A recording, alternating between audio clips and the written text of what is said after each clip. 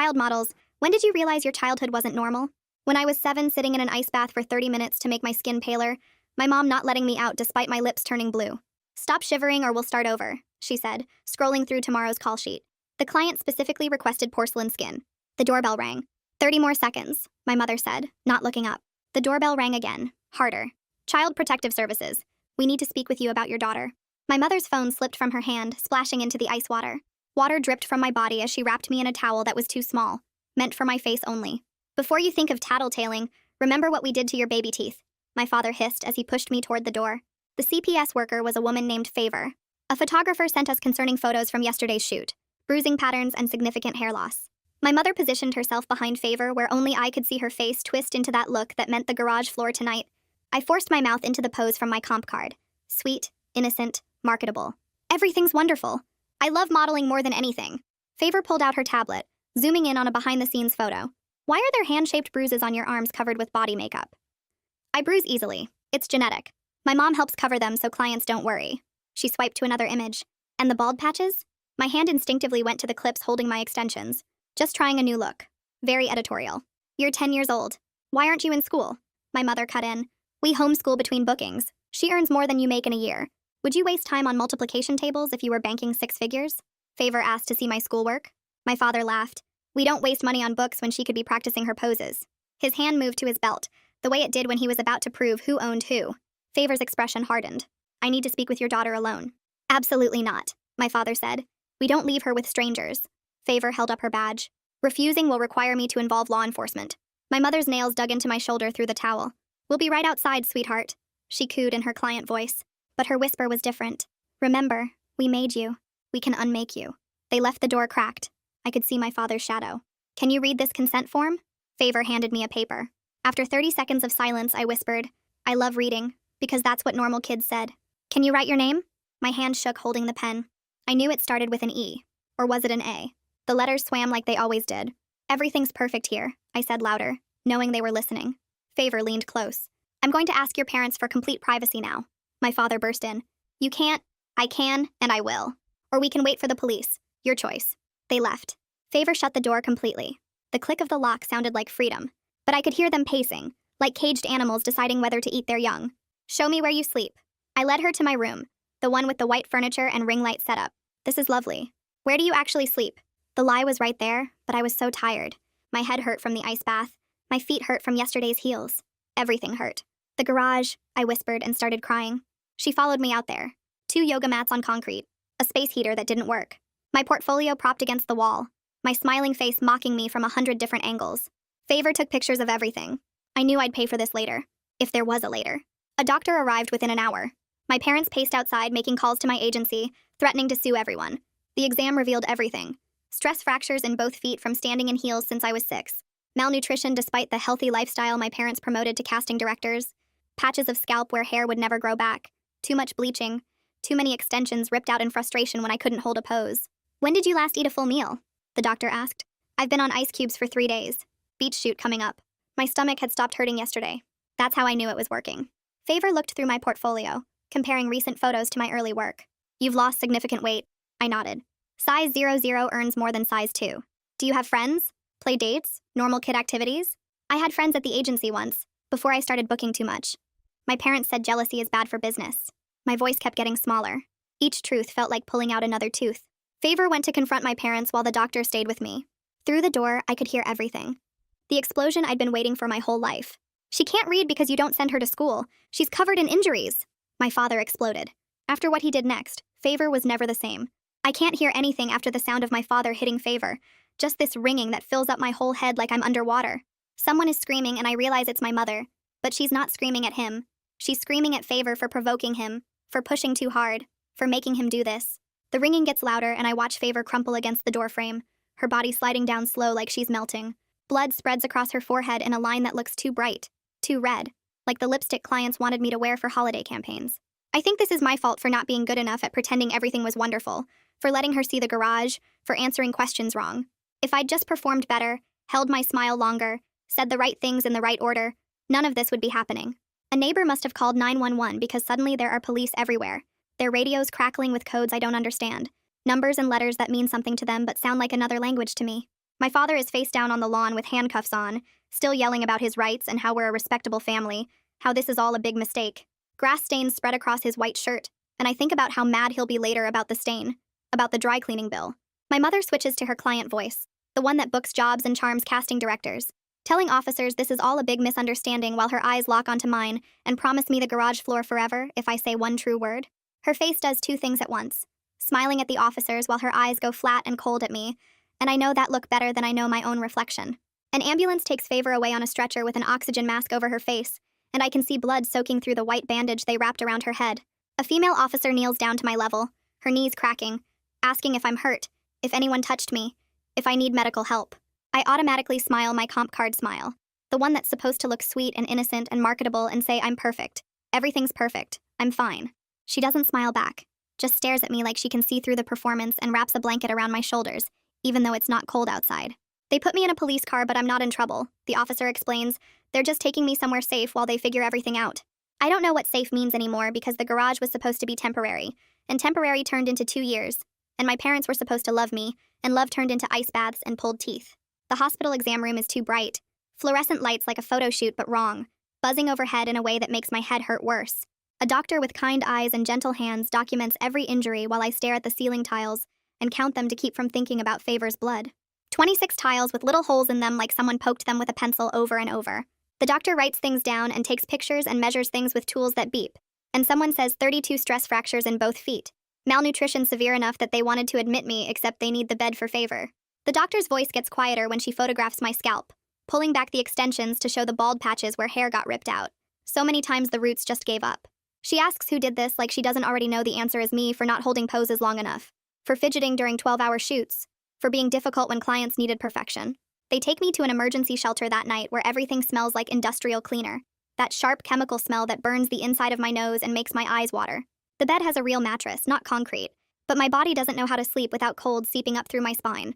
I lie there waiting to shiver, waiting for my mother's voice to say 30 more seconds, but it doesn't come and somehow that's worse.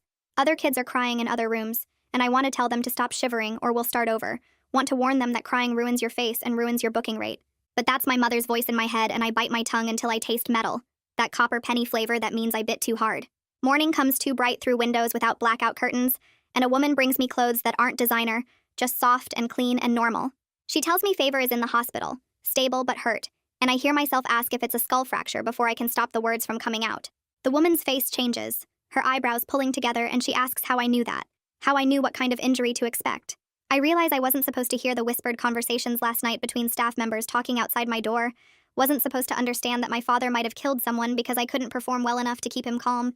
A detective with a gentle voice and a notebook sits across from me in a room full of toys I'm too old for, stuffed animals and blocks meant for little kids. He asks questions I've been trained to deflect, questions about home and school and how my parents treat me. I open my mouth to say everything's wonderful, to perform the script I've memorized, but instead I hear myself say, I don't know how to answer that, which feels like the first true thing I've said in years. He asks if I'm afraid, and I perform my smile, the one that's supposed to make adults feel better, but I watch his face fall instead of relax. Something in me breaks a little bit more because even strangers can see through me now, can see past the performance to the broken thing underneath. There's a court hearing I don't attend, but people talk about it anyway, using words like temporary removal and dependency petition that sound like the legal version of unmake. Someone tells me my mother's lawyer argued this is overzealous intervention, that I'm a successful child with opportunities most kids never get, conveniently forgetting to mention the garage or the ice baths or the baby teeth pulled early because a client wanted a gap-toothed look for a campaign. The judge orders me placed in foster care pending investigation, and I don't know if that means I'm safe or just a different kind of owned. If foster care is another version of the garage with different rules, I'll have to learn. Marlena's house smells like coffee and something baking, nothing like the garage or the chemical smell of hair products and bleach that I'm used to. She shows me a bedroom with a door that locks from the inside, not the outside, and hands me a towel that actually wraps all the way around my body instead of just covering my face. I stand in the bathroom holding that towel and cry for the first time since the ice bath. Great ugly sobs that would ruin a shoot and cost us the booking.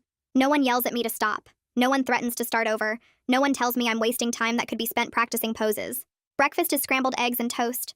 Real food that smells warm and normal. And my stomach cramps so hard I double over because I've been living on ice cubes for 3 days preparing for a beach shoot that will never happen now.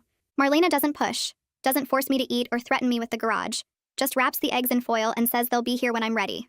I eat them cold an hour later in tiny bites that my body barely remembers how to process, my stomach confused by actual food after so long on nothing. She tells me it's okay to go slow, and I almost don't believe her because slow has never been okay before. Slow meant starting over. Slow meant the garage floor. Slow meant my father's belt and my mother's disappointed face and losing bookings to girls who could hold poses longer. The next morning, I wake up shivering even though the room isn't cold, my body remembering concrete under yoga mats instead of this soft mattress. Marlena makes pancakes, and I eat 3 bites before my stomach cramps, still confused by real food after days of ice cubes. She wraps the rest in foil without saying anything, and I watch her move around the kitchen, waiting for the moment when she gets tired of me being broken. On my second day, she goes to the garage to get boxes of holiday decorations, and I freeze completely in the doorway, my whole body locking up like someone hit pause on a video. My breathing stops and I can smell concrete and hair glue and the cold that never left even with the space heater running. Marlena looks back at me and her face changes, not angry or annoyed, just understanding. She sets the boxes down and picks them up again, carrying them past me to the attic ladder instead. She doesn't ask what's wrong or make me explain or tell me I'm being difficult. She just climbs the ladder with the boxes, and I stand there thinking, maybe this is what safe means. This feeling of someone adjusting their world to fit around your broken pieces, without making you apologize for being broken. Later that day, someone comes to take my phone, the one my parents gave me that they monitored every second. I hand it over, and suddenly I can't check my comp card comments or scroll through my agency's Instagram or read the client feedback that told me if I was good enough to keep. The silence feels like failure, like I'm disappearing without constant proof that I'm marketable. I catch myself staring at my reflection in the bathroom mirror that afternoon, tilting my head to find my best angle, sucking in my stomach even though no one's watching. Marlena walks past and stops, comes back, leans against the doorframe. She suggests maybe I could just look at my face without performing for it, says it so gently like she's offering instead of criticizing. But I don't know how to do that. Don't know how to see myself without assessing my commercial value, without checking if my smile is symmetrical enough, or if my skin looks clear enough to book. I turn away from the mirror and she doesn't push, just squeezes my shoulder and walks away. New clothes arrive the next day, delivered in plain bags without designer labels. Marlena pulls them out and there are no size tags, no brand logos, just soft fabric in colors I've never worn because pastels photograph better than jewel tones. I hold up a navy blue sweater and immediately check the mirror to see if I look marketable in it. My brain does this automatic calculation, this assessment of whether this color makes me bookable or forgettable. Marlena asks what I'm thinking, and the truth comes out before I can stop it. I tell her I don't know if I'm pretty enough without the right clothes, and her face does something that makes me wish I could take the words back. She looks so sad, not disappointed in me, but sad for me, and I realize that's somehow worse. School enrollment happens on a Thursday, and the paperwork asks for my name in a blank line. I stare at it for 30 seconds, the pen shaking in my hand. I know it starts with an E, or maybe an A, or maybe something else entirely. The letters swim and rearrange themselves like they always do, like they're mocking me for being too stupid to know my own name. The intake counselor watches me not write anything, and her face does that thing adults' faces do when they realize how bad it really is. I automatically say I love reading because that's what normal kids say, but we both know it's a lie. She takes the pen from me gently and asks me to tell her my name out loud, then writes it for me. I watch the letters appear and try to memorize them, but they're already scrambling in my brain. My first therapy appointment is the next day with Cal, who has kind eyes and an office that smells like coffee instead of hairspray. But there's a ring light in the corner and my chest gets tight the second I see it. All the air leaves the room and I'm 7 again, standing under hot lights while someone adjusts my chin angle. Cal notices me staring and asks if I want him to move it. I can't answer because no one has ever asked me what I want in a room with lights before. No one has ever treated my comfort like it matters more than the shot. He moves it anyway without waiting for my answer, unplugs it completely and puts it in a closet. Something in my chest loosens enough to breathe and I sit down in the chair he offers. That night I lie in Marlena's guest room, my room she keeps saying, like I'm allowed to claim space. I remember my mother's whisper from that first day, remember her saying, "We made you, we can unmake you." I catalog all the ways they threatened to unmake me over the years. The baby teeth pulled early for a gap-toothed look. The ice baths to make my skin paler. The garage floor when I couldn't hold poses long enough. The food withheld when I couldn't fit into sample sizes. The extensions ripped out in frustration when my hair didn't photograph right. They made me into a product and I believed they could unmake me back into nothing, could erase me if I stopped being profitable. But lying here in a room with a lock on the inside, with a lamp that stays on because I asked for it to, I wonder if maybe they were wrong about what I'm made of. I decide something that feels small but huge at the same time. I'll answer one question honestly in every meeting with officials. Just one. No more performing perfection for people trying to help.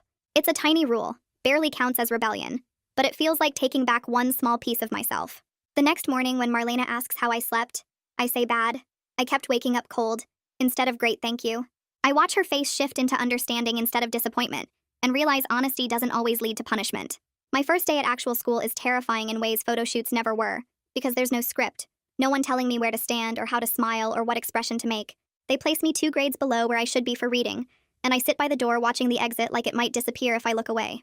The other kids stare at me, and I automatically find my angles, position my body the way that photographs best. A girl asks if I want to share her crayons during art time, and I don't know how to answer because no one has ever offered to share anything with me without expecting something back. I take a red crayon and hold it like it might explode. The supervised visit happens the following week at a family center with cameras mounted in every corner and a social worker sitting against the wall taking notes. My mother arrives carrying a designer jacket, the kind clients provide for shoots, soft leather that costs more than most people make in a month. She tries to put it on me, saying it's for when I come home, for my next booking. Like this is all temporary. My hands shake as I leave it on the chair between us. The social worker writes something down and my mother's smile goes sharp, that look that used to mean the garage floor. I know I'll pay for this refusal somehow, someday, but right now I'm paying for it by choosing myself instead of choosing to be marketable. She asks about school and I tell her it's hard, I'm learning to read, and she flinches like I've said something embarrassing. There's a court hearing I don't attend, but Gregory tells me about it later. Judge Stephen Rainey reads my injuries into the official record, his voice steady as he lists them. Stress fractures in both feet from years and heels. Malnutrition despite the healthy lifestyle my parents promoted. Educational neglect severe enough that I can't read or write my own name. Scalp damage from extensions and bleaching. Something he calls severe psychological conditioning. My parents' lawyer calls it overzealous conditioning for a competitive industry, like there's a normal amount of zealous that includes ice baths and garage floors and pulled teeth. The judge orders continued foster placement, and my mother leaves the courthouse crying for cameras that aren't there, performing grief for an audience that doesn't exist. My mother's Facebook post goes live 3 days after the hearing. I see it because a girl at the school shows me on her phone during lunch, this long caption about government overreach and loving families torn apart by jealous strangers. My old modeling photos fill the post, dozens of them. Me in designer clothes with perfect hair and that comp card smile. The comments explode within hours. Strangers argue about whether I look thin or abused, whether my parents are heroes or monsters, whether CPS destroys families or saves children. Someone shares it to a mommy blogger group, and suddenly it spreads to people who have opinions about my body, my face, my life. Kids at the school whisper when I walk past their tables. I hear fragments like, "That's her," and "I saw the post," and my mom says, "I want to fold myself smaller, and smaller until I disappear completely. Want to go back to the garage where at least the rules were clear and I knew how to survive them." My hands shake through the rest of lunch and I can't make them stop. After school, I go straight to my room and curl up in the corner, making myself as small as possible like I used to do when my mother was angry. Marlena finds me there 20 minutes later. She doesn't ask questions or try to fix it with words. She just sits down next to me on the floor and breathes slowly, in and out, until my breathing starts to match hers. We sit there for maybe 30 minutes. My panic passes gradually, like water draining from a bathtub, and I remember how to breathe normal again. The photographer's official statement comes through the detective a week later. Gregory tells me about it during one of our check-in meetings. The photographer provided behind-the-scenes photos I never knew existed, shots showing the bruises under my body makeup and my hair falling out in clumps between takes. I try to remember his name, but I can't. There were so many shoots, so many strangers positioning my body for better angles, adjusting my chin or moving my hands, or telling me to look more natural. He was just another adult in a room full of adults who saw me as a product. But he saw something else too. He saw enough to take photos and send them to CPS and give a statement that could be used in court. I don't know what to do with this information. My whole life I believed everyone benefited from my pain, that every adult in every room was complicit in keeping me marketable and quiet. This complicates everything. Cal says during our next session that complication is actually growth, that learning the world has more nuance than I thought is progress. But it feels like losing the only map I had. If some adults helped and some adults hurt, how do I know which is which? How do I trust anyone when the rules keep changing? Cal doesn't have easy answers. He just sits with me in the confusion and says that's okay. That not knowing is part of healing too. Marlena has a house rule about bathroom doors. They can't be locked for more than 5 minutes because of some foster care thing about safety checks. I don't think about it much until the first time she knocks. I'm in the shower and I hear the knock, and suddenly I'm not in Marlena's bathroom anymore. I'm back in the garage. I'm back performing for clients who wanted access to everything, who treated my body like property they'd paid to see. I'm back being a thing without boundaries, a product without rights.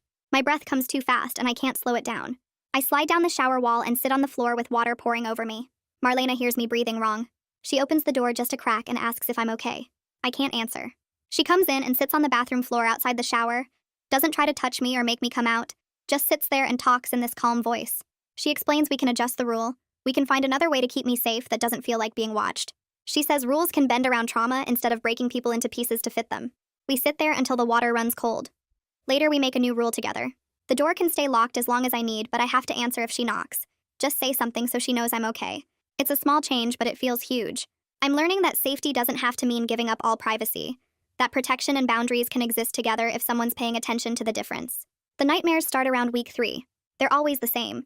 I smell acetone from hair glue, that chemical smell that used to fill the bathroom before shoots.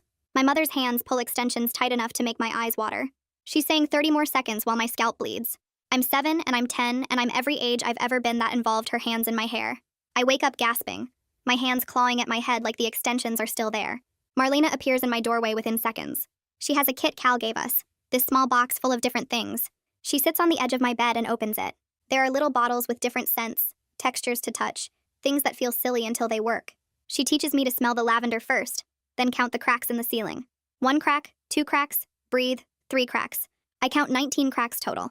She shows me how to press my thumb into the textured stone in the kit, how to feel the rough surface against my skin. The nightmare loosens its grip slowly. My breathing evens out. Marlena stays until I fall back asleep. The nightmares keep coming, but I get better at using the tools.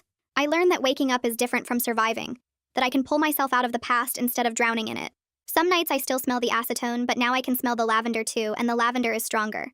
A reading person named Cami comes to do testing. She works with kids like me, kids who fell through the cracks. She sits across from me with a bunch of papers and asks me to read different things. The letters swim and flip like they always do. B becomes D, P becomes Q, words rearrange themselves into nonsense. After an hour, she uses terms I don't fully understand. Severe something and complete educational neglect. She explains my brain isn't broken, just different. The letters swim because of something called dyslexia, not because I'm stupid like I always thought. She shows me tools and ways to work with my brain instead of against it. Colored overlays that make the letters stay still. Special fonts that are easier to read. Techniques for breaking words into smaller pieces. I feel relief and sadness crash into each other inside my chest. All those years I thought I was too dumb to learn. All those times I failed to read scripts or call sheets and my parents got angry. It wasn't me being broken. It was them never teaching me, never getting me help, never caring if I learned anything except how to pose. Cami explains that my parents needed me unable to read, needed me dependent on them to understand contracts and booking details and money. They kept me dumb on purpose so I couldn't see what they were doing. The anger comes later, after Cami leaves.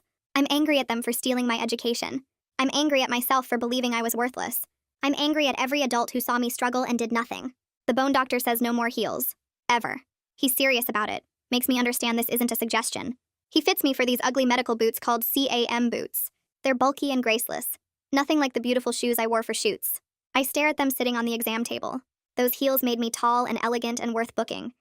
They made me look older, more professional, more valuable. These boots make me look like exactly what I am, a kid with broken feet. The doctor explains what the boots mean. Walking without pain later. Running maybe. Jumping. Normal kid things. I realize I've never run anywhere in my life except toward a camera. I've never jumped except when a photographer told me to jump and hold the pose midair. I've never done anything with my body just because it felt good. The boots feel like losing the last piece of my value. But maybe they're actually freedom. Maybe walking without pain is worth more than looking marketable. Maybe running toward nothing is worth more than posing for everything. I wear the boots out of the doctor's office. They're heavy and awkward. Marlena asks how they feel, and I tell her the truth. They feel like giving up and starting over at the same time. Gregory Payne sits across from me in his office and explains something I've never heard before. I have the right to say no. Not just to big things, but to everything. To questions from lawyers. To requests from social workers. To anyone who wants information I'm not ready to give. Just the word no, nothing else. I say it once and it comes out like a question. He tells me to try again. Number, again, number. He has me say it 17 times in a row. Each time it feels a little less like breaking a rule and a little more like using a tool I'm allowed to have. By the 17th no, I'm saying it with my whole chest. Gregory smiles like I've done something amazing. He explains this is what people mean when they talk about rights. Permission to have limits that adults will actually respect. Permission to protect myself without apologizing. I think about all the times I wanted to say no. No to the ice baths, no to the heels, no to the garage, no to the cameras. I never knew I was allowed. Gregory says I'm allowed now. He says practicing with him makes it easier to use the word when I really need it. We spend the rest of the session practicing different ways to say no. No thank you. No, I'm not ready. No, I don't want to. Just no. Each version feels like taking back a piece of myself I thought was gone forever. The modeling agency leaves a voicemail on Marlena's phone. She plays it on speaker so I can hear. They want to rebrand me. They talk about the overcomer story, how we could book campaigns about surviving and thriving. They use words like inspirational and powerful. They explain how much money there is in the trauma recovery market.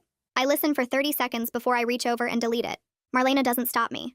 Cal says later that deleting it was progress, but it feels like closing a door I spent my whole life trying to keep open. My worth was supposed to come from being marketable. That's what my parents taught me. That's what every booking and every client and every paycheck confirmed. Now I'm choosing to be unmarketable on purpose. I'm choosing to keep my trauma private instead of selling it. I don't know who I am without a comp card to define me. I don't know what I'm worth if I'm not earning money.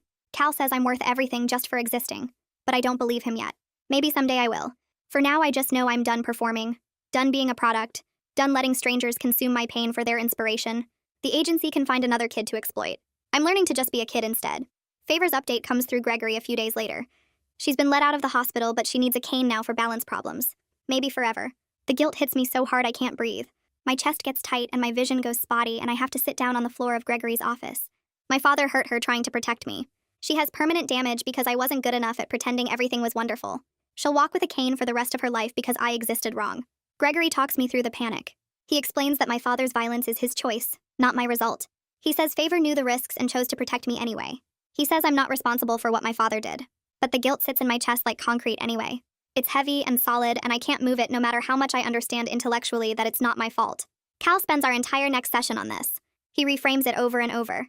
Your father hurt her, not you. Your father's violence, not yours. Your father's choice, not your consequence. I hear the words, but they don't reach the place where the guilt lives. That place is deeper than words can go. I carry it with me everywhere. Every time I walk without a cane, I think about Favor walking with one. Every time I take a step that doesn't hurt, I think about her balance problems. The guilt doesn't go away just because I understand it's wrong. It sits there anyway, concrete in my chest, reminding me that someone else paid the price for my freedom. An anonymous note shows up in Marlena's mailbox 2 weeks later. Just one word written in block letters. Unmake. Marlena finds it and calls the police immediately. They come and bag it as evidence, dust the mailbox for prints, take photos of everything. I stand in the doorway watching and I taste metal. It's the same taste I had when they pulled my baby teeth early for that gap-toothed campaign. Copper pennies. Blood and fear mixed together. My mother's whisper echoes in my head. We made you. We can unmake you. The police finish their work and leave. Marlena moves through the house, checking every lock on every door and window. I follow her and watch her padlock the garage from the outside. She's trying to protect me, but the locked garage sends me spinning. I'm back there, trapped, sleeping on concrete with no way out. My breathing changes. Marlena notices immediately. She stops what she's doing and looks at me. Really looks at me.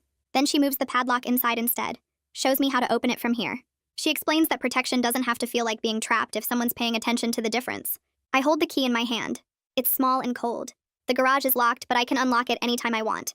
I'm safe but not imprisoned. Protected but not trapped. It's a tiny difference, but it changes everything. I sleep that night with the key under my pillow, my hand wrapped around it. Proof that I can open doors now instead of just being locked behind them. The school district paperwork arrives 3 days later in a thick envelope that Gregory brings to Marlena's house. He spreads the documents across the kitchen table while I stand in the doorway watching him sort through pages. 0 records of me in any educational database for the past 4 years. No enrollment forms, no attendance sheets, no transcripts, nothing that proves I ever existed as a student anywhere. My mother submitted her own records to the court in response. Homeschool logs with perfect handwriting that detail daily lessons in math and reading and science. I lean over Gregory's shoulder to look at the attendance sheets and my stomach drops. My signature sits at the bottom of every page. Neat loops and curves I've never made in my life. I can see where she practiced getting it right because the first few pages show slight variations before settling into a consistent forgery. She signed my name better than I could ever write it myself. Gregory points to the lesson plans, detailed curriculum maps that describe teaching methods and learning objectives, all fiction written in my mother's careful script. The proof of their planning sits in neat manila folders, evidence that keeping me unable to read wasn't neglect, it was strategy. They needed me dependent. They needed me unable to understand contracts or check account statements or question anything they told me about bookings and earnings and what I was worth. The forged documents somehow feel worse than the ice baths because those were reactive, punishment for not being good enough. But this was methodical. This was them deciding years ago that my ignorance served them better than my education ever could. The court-ordered psychological evaluation happens in an office with certificates on the wall and a desk between me and the psychologist. She has kind eyes and a gentle voice, but the questions feel like traps. Can you read this paragraph? Can you write your full name and address? What grade are you in? When did you last attend a regular school? I use my one honest answer rule and admit I don't know to questions I should be able to answer at 10 years old. The shame burns in my chest, but I push through it because Gregory said honesty helps my case even when it hurts. She shows me a math problem and I stare at the numbers until they blur. She asks me to spell common words and I get 3 out of 10 right. She hands me a book meant for second graders and I stumble through one sentence in 5 minutes.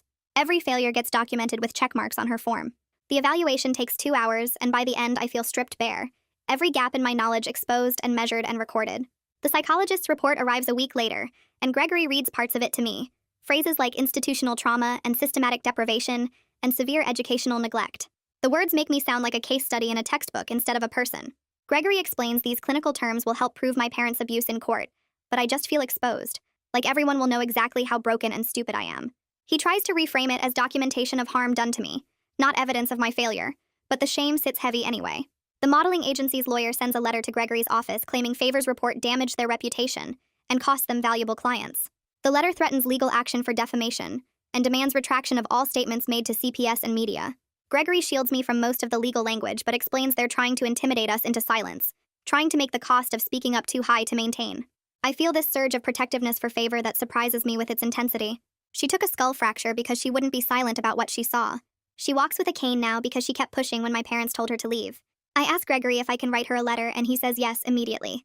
We sit together at his desk and he helps me dictate because I still can't write well enough to say what I mean. I tell her thank you for not leaving. I tell her I'm sorry my father hurt her. I tell her I'm learning to read now and maybe someday I'll be able to write my own letters without help. Gregory types every word exactly as I say it, and we print it on nice paper and mail it to the hospital where she's doing rehabilitation. The envelope feels important in my hands, proof that I can say thank you even when my hands can't form the words yet. Marlena takes me to the mall the following Saturday to buy new shoes now that my feet are healing. We walk through the bright corridors past stores with mannequins and windows, and I'm fine until we pass a shop with spotlights, the kind they use for shoots. Bright white light that washes out all the shadows and makes everything look clean and perfect and cold. My breath catches in my chest and suddenly I'm 7 years old sitting in an ice bath with my lips turning blue. I'm 8 years old in heels that pinch. I'm 9 years old holding poses until my muscles shake. Every age I've ever been that involved performing under lights crashes into me at once and I can't breathe. My vision tunnels. The mall sounds fade to ringing. Marlena notices immediately and crouches to my eye level right there in the middle of the shopping center. She doesn't ask what's wrong or tell me to calm down. She just starts counting floor tiles with me.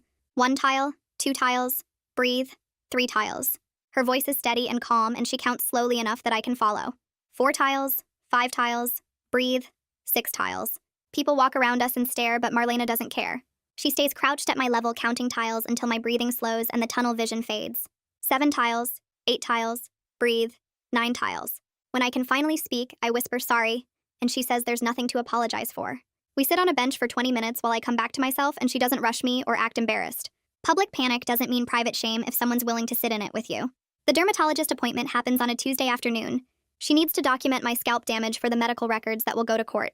I sit in the exam chair while she sections my hair with clips and takes photos with a medical camera. Every click makes me flinch.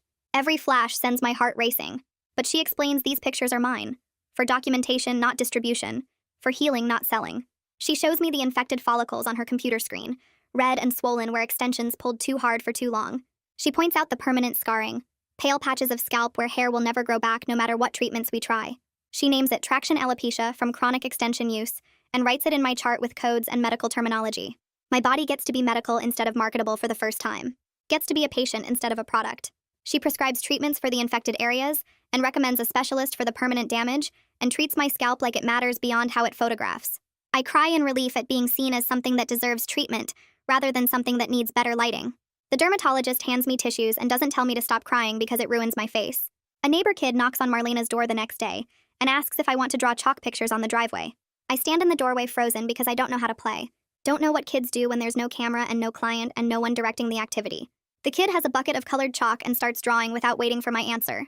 I watch from the porch as a lopsided dinosaur takes shape on the concrete. The kid looks up and asks if I'm coming and I step down slowly.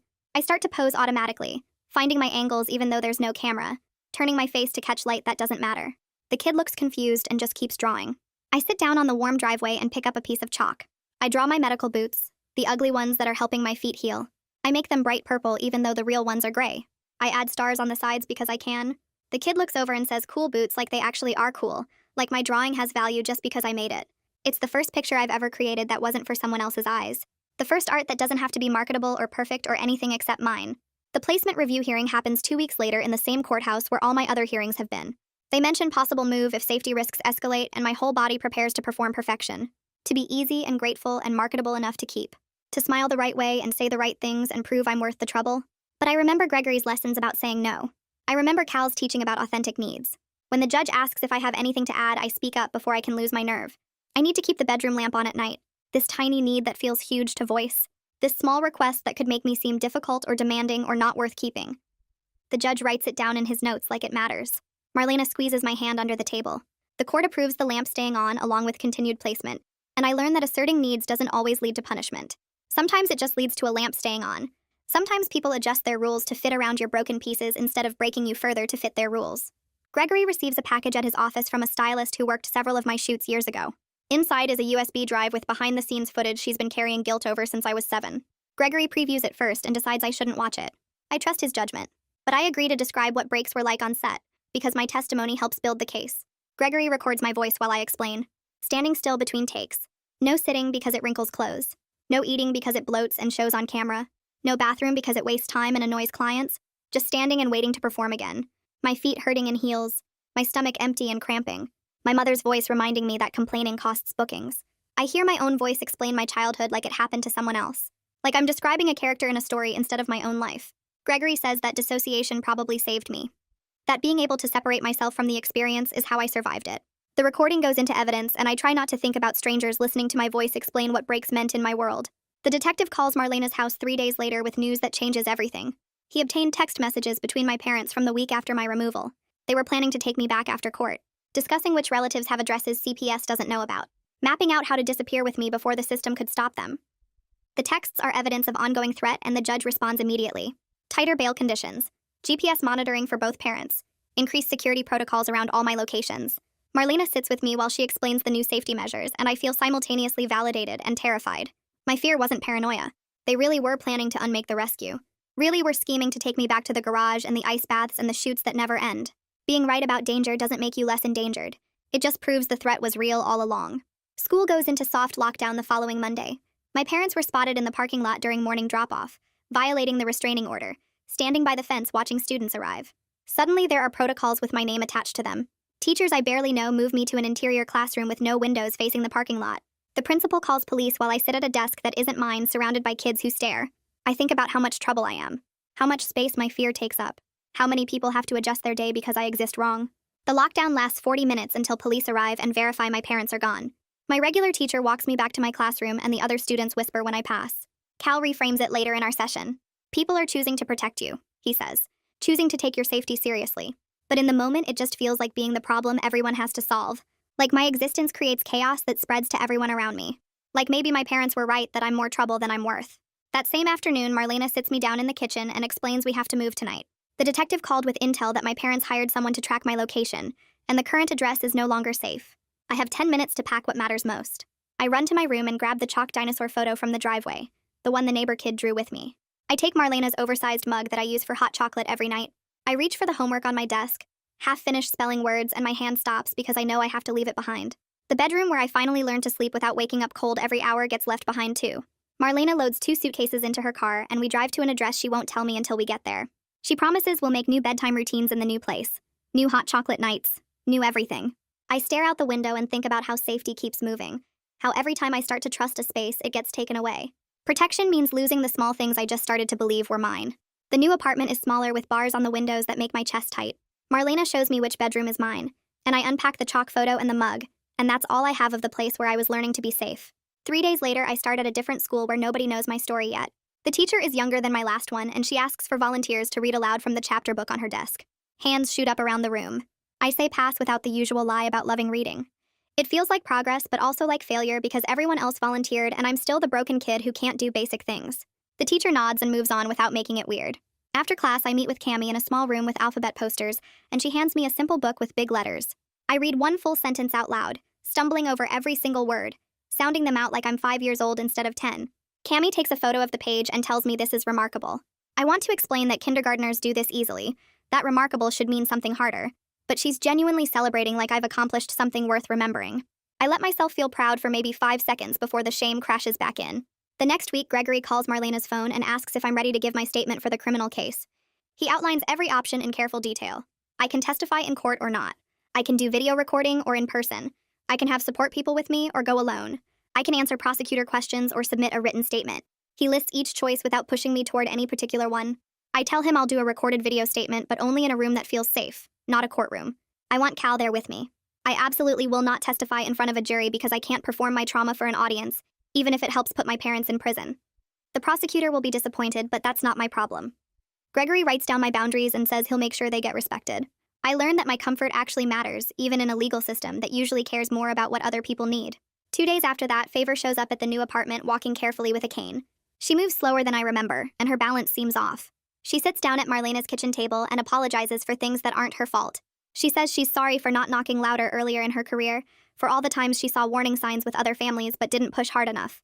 I tell her you did knock, and I mean it completely. She's the one who kept coming back to my house. She brought the tablet with all that evidence. She took a skull fracture from my father because she refused to leave without making sure I was safe. We both start crying a little, and Marlena makes tea for all three of us. I learned that repair isn't about perfect timing or doing everything right the first time. It's about showing up even when you're both still hurt from what happened. The following Tuesday, I have my regular therapy session with Cal. I tell him something I've never said out loud to anyone. When I was 6, my parents took me to a dentist who pulled 4 of my baby teeth early because a client wanted a gap-toothed look for some campaign. Cal's face does something complicated. Not quite anger, but close to it. He writes something down and says he's making a referral to a dental specialist. I realize that some of my pain got so normalized I didn't even know it counted as abuse. The dentist examines my mouth 2 weeks later and explains the permanent damage to my adult teeth from those premature extractions. My bite is wrong. Some teeth came in crooked because they didn't have the baby teeth to guide them properly. I add this to the growing list of ways my body got treated like raw material instead of a child who needed protection. That same week, the modeling agency officially drops my parents as clients. The criminal charges made headlines, and suddenly the agency wants distance from the scandal. A gossip site leaks my initials within days, and comment sections explode with people debating whether my story is real or exaggerated. The school district blocks the website on all their computers. Marlena sets up parental controls on the internet at home so I can't see what strangers are saying about me. I feel protected and erased at the same time because my story is everywhere. But I'm not allowed to read how people are twisting it. Gregory explains this is temporary containment, not permanent silencing.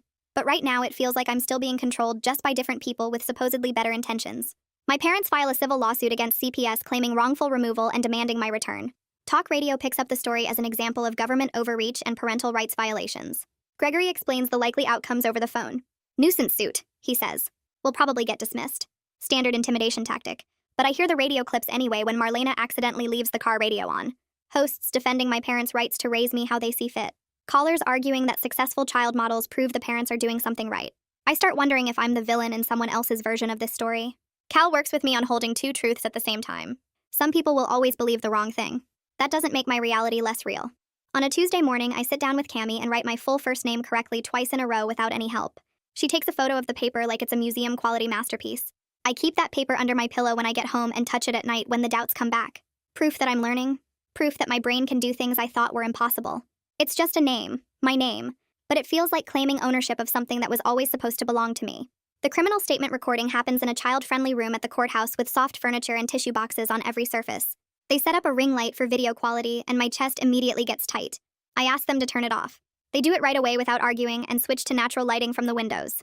I tell my whole story in shadows instead of spotlights. My voice shakes but doesn't actually break. I answer questions about ice baths and garage floors and baby teeth pulled for aesthetics. When it's done, the ADA thanks me like I've given her something valuable instead of just bleeding my childhood into an official court record. 3 days later, a package arrives at the new address that nobody except Gregory and the court system should know. Inside are my old modeling shoes, the expensive ones with the designer label and the heels that are too high for a 10-year-old. There's a note tucked inside one shoe that says 30 more seconds. Police bag everything as evidence and dust for fingerprints. They match my father's. The restraining order violation means immediate legal consequences for him. I stare at those perfect shoes, remembering how they made me tall and valuable and in constant pain. I feel rage instead of fear for the first time since this all started. Gregory calls later and says anger is progress. I believe him because this fury feels clean and righteous. It feels like I'm finally allowed to be mad at what they did to me, instead of ashamed of what I couldn't prevent. The preliminary hearing happens on a Tuesday morning without me there, but Gregory goes and calls me after to explain what went down. Some of the charges got thrown out on technical stuff I don't really understand. Something about paperwork timing and evidence rules, but the big ones stuck. Criminal child abuse, educational neglect, and assault on a social worker all got bound over for trial, which Gregory says means the judge thinks there's enough proof to keep going. He tells me Favor testified and her hands shook the whole time, but her voice stayed steady, and the judge wrote down everything she said about finding me in the garage and my father's attack. My mother cried through the whole thing, Gregory says, doing that performance crying she used to do for clients when she wanted sympathy bookings, but my father just stared straight ahead like he was posing for a headshot. Neither of them looked sorry, Gregory tells me, just mad they got caught, and I think about how that's exactly right, because they never thought the rules applied to them. It's not the big dramatic justice I see on TV where everyone claps and the bad guys get dragged away in handcuffs. But Gregory explains it's still real consequences, still accountability, and I'm learning that justice in real life is messy and incomplete, but it still counts for something. 3 weeks later, there's another court date, and this time it's about me, about where I live and for how long. The judge reviews Marlena's home, the safety protocols at the new address, all my therapy progress and school attendance, and then he signs papers that Gregory explains mean extended foster guardianship. The stability plan gets filed with something called permanency language, which sounds fancy, but Gregory breaks it down simple. It means long-term, he says, Means I'm not getting shuffled around to different houses anymore unless something goes really wrong. Means this placement is meant to last. Marlena picks me up from Gregory's office after, and we stop at a frame shop on the way home, and she gets the court order put in a nice frame with my name on a little plate at the bottom. She hangs it in my room right next to the light switch where I'll see it every time I turn the lights on. This legal document that says I get to stay. And I start crying because I've never had anything permanent in my whole life except scars and bad memories. Marlena hugs me and says the crying is okay. Says happy tears count just as much as sad ones. And I think about how weird it is to cry because something good happened instead of because something hurt. The criminal case moves forward, but my parents' lawyer works out a deal to avoid going to trial, and Gregory explains what that means over the phone while I'm doing homework at Marlena's kitchen table. Probation for both of them. Mandatory parenting classes that teach them how to not be terrible. Required psychological treatment to figure out why they thought ice baths. And garage floors were acceptable and absolutely zero unsupervised contact with me for at least 2 years. Maybe longer, depending on their progress. The civil lawsuit they filed against CPS gets dropped as part of the agreement, which Gregory says was always just a threat to scare people anyway. It's not prison. Not the dramatic sentencing where they get taken away in handcuffs and locked up forever like I sometimes imagined. But Gregory explains it's still accountability with teeth. Still consequences that require them to actually change instead of just saying sorry. The no contact order means I'm protected while they're supposedly becoming different people, and I feel cheated and relieved at the same time. This weird mix of wanting them punished harder, but also being glad I don't have to see them. Cal says during our next session that feeling two opposite things at once is totally normal. Says justice being complicated doesn't make it less real. And I try to believe him even though part of me wanted them to suffer the way they made me suffer. Another court date happens, and this one's about money. About all the earnings from my modeling that I never saw or controlled. The judge orders everything placed in something called a blocked trust account that my parents can't touch or access or borrow from, and suddenly I'm sitting in Gregory's office looking at bank statements that show numbers I didn't know existed. 6 figures, Gregory says, pointing at the total. Money I earned before I turned 10 by standing in heels and ice baths and perfect lighting. The statements show deposits from agencies and clients, hundreds of shoots worth of money that funded my parents' lifestyle while I slept on concrete and ate ice cubes to stay thin enough to book more work. I feel angry and relieved and sick to my stomach all at once because my childhood has a price tag now. A specific dollar amount that says this is what your pain was worth to them. This is what they got while you got stress fractures and bald patches and malnutrition. Gregory explains I'll get full control when I turn 18. That it's mine. And always was mine. And I try to imagine being 18 years old and adult enough to make decisions about money and life. But the future feels impossible and necessary at the same time. A letter arrives at Marlena's house from the modeling agency. Not addressed to my parents, but to me. And inside is a packet about new policies they're putting in place. Child Performer Protection Initiative, the header says in big professional letters, and the pages outline rules about working hours and required schooling and mandatory breaks and health monitoring. Favor's name appears in the consultant credits at the bottom, and Gregory explains she got asked to help write the policies because of her experience with my case. The agency never mentions my name anywhere in the materials, keeps it all vague and general. But I know these rules exist because of what happened to me, because someone finally noticed, and now they have to pretend they care. I feel cynical about it, about symbolic changes that won't give me back the years I lost. But there's also this small cautious hope that maybe the next kid gets caught sooner. Maybe these policies mean something for someone else even if they're too late for me. Cal reminds me during therapy that systemic change is slow and imperfect and still matters, that real reform happens in small steps, not dramatic sweeps, and I try to believe him even though these new policies feel like putting a band-aid on a broken bone. On a Saturday morning, I wake up and make a decision that feels huge even though it's technically small. I'm done with modeling. Completely done. Not taking a break or keeping my options open or waiting to see how I feel later. Just finished. Marlena helps me gather all my comp cards and portfolio books from where they've been stored in her attic, and we spread them out on the living room floor. Hundreds of photos of me at different ages looking perfect and marketable and exhausted. I keep one photo, just one. The headshot from when I was 9 where you can see the tiredness behind my smile if you know to look for it. That photo goes in a memory box as proof I survived being a product, evidence that this really happened and I made it out, and all the rest goes into storage boxes that Marlena tapes shut and labels with today's date. She asks if I'm absolutely sure about this choice, and I say yes with my whole chest. Say it loud and certain, and letting go feels like grief and relief twisted together into something I can finally carry. The comp cards that used to define my worth get packed away where they can't tell me who I'm supposed to be anymore, and I think about how weird it is to feel sad and free at the same time. Favor sends me a text message on a Wednesday afternoon while I'm at the school. Just 4 words that make me read it over and over. Proud of your nose, it says. And I save it in a special folder on the phone Marlena got me.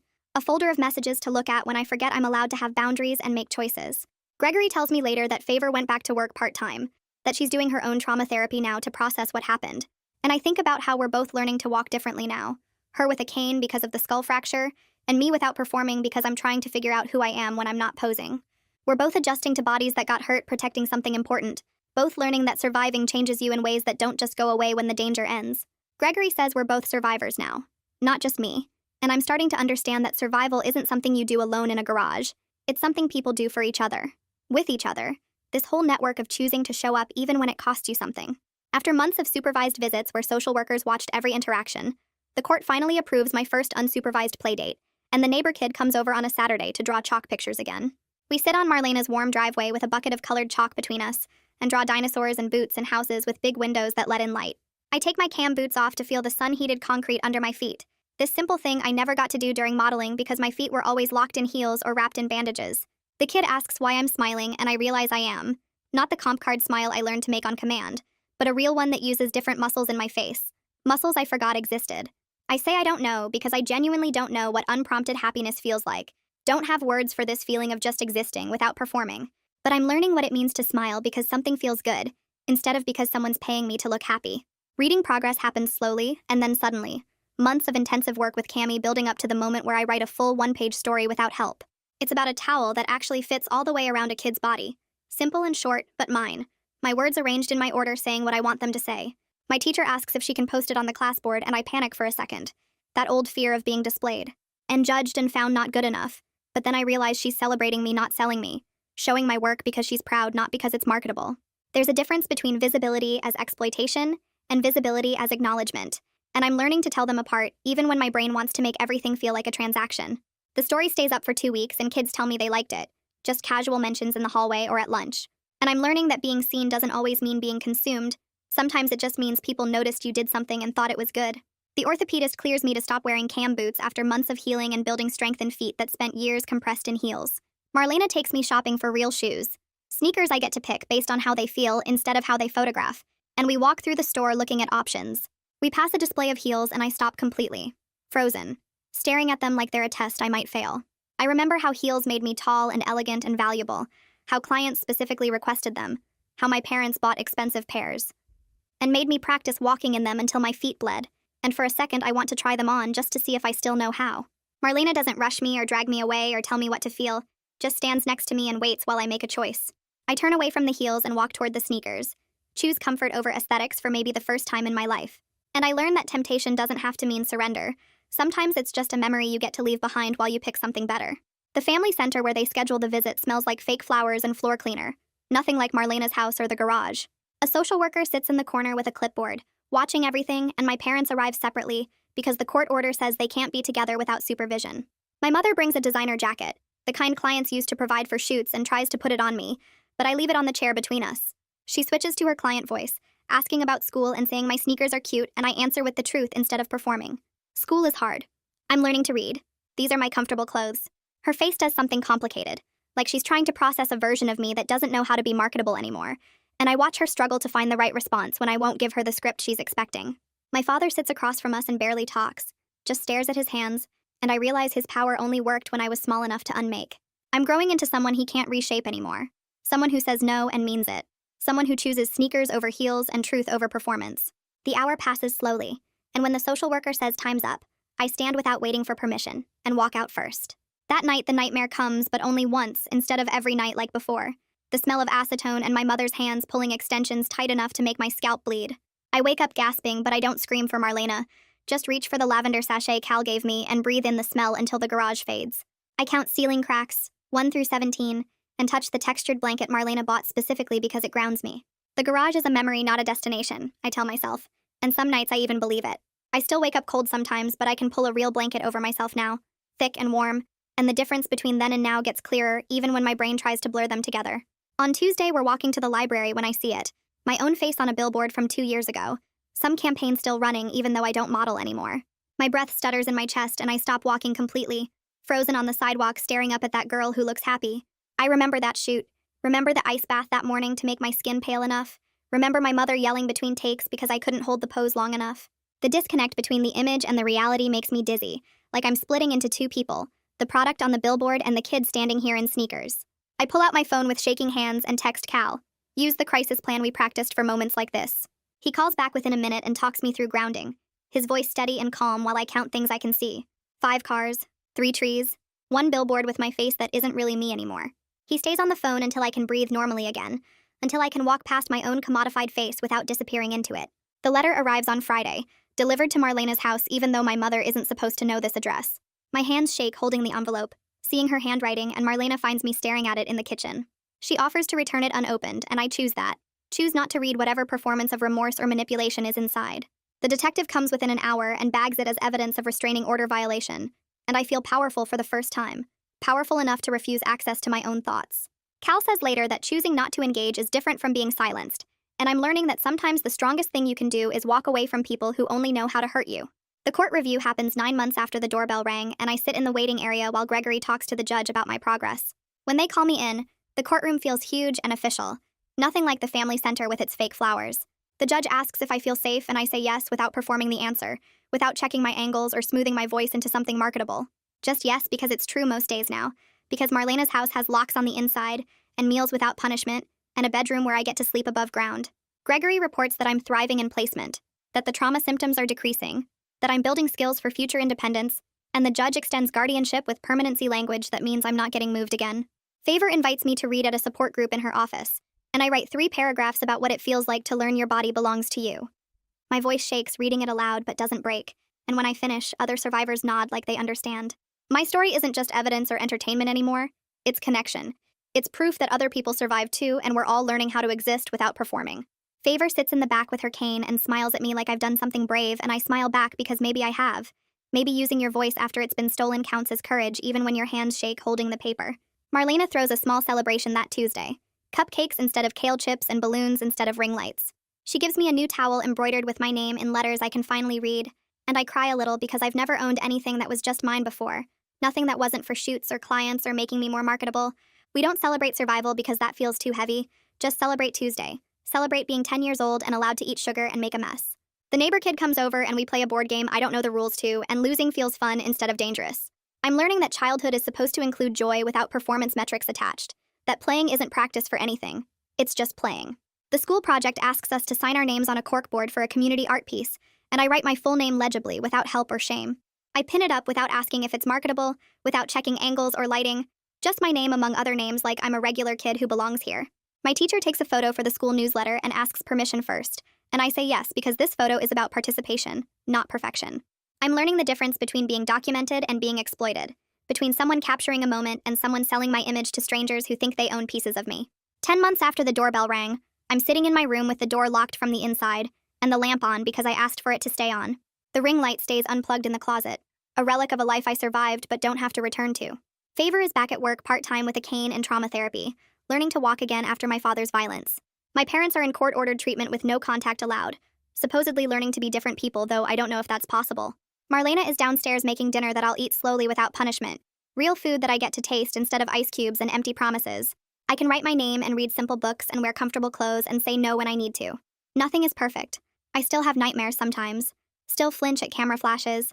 Still struggle with trust and food and believing I'm allowed to take up space. But everyone is better than when that doorbell rang. I'm safer. Favor is healing. The system made changes, however small, and I'm learning that recovery isn't about erasing what happened. It's about building a life where the past doesn't own the future. I'm 10 years old and learning to be a child instead of a product, and some days that feels like enough. That's where we'll wrap up for today. I know these stories can be heavy, but they're important to share. If you felt something while listening, go ahead and leave a like. Subscribe if you want more stories that stick with you. See you next time, friends.